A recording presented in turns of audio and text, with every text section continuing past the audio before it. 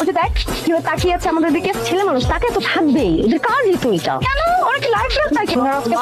মামা মামা excuse me, আচ্ছা হ্যালো, সমস্যা কি আপনার? আপনি কি জীবনে কোনোদিন মেয়ে মানুষ দেখেন নাই? এরকম লম্পটের মতো তাকিয়ে আছেন কেন আমাদের দিকে? আপনি কি আমাকে বলছেন? জি, এখানে তো আপনি ছাড়া দ্বিতীয় কোনো লম্পট দেখছি না আমি। আপনি ভুল করছেন, আমি অন্ধ।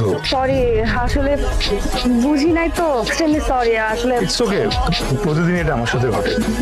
আপনি কি দেখি এই উনি তো আমাদের সাথে যাচ্ছে। আপনি আমাদের সাথে যাচ্ছেন তো? পড়ে যাবো না তো? না না, এই যে চলে আসছি। আপনার শরীর খারাপ?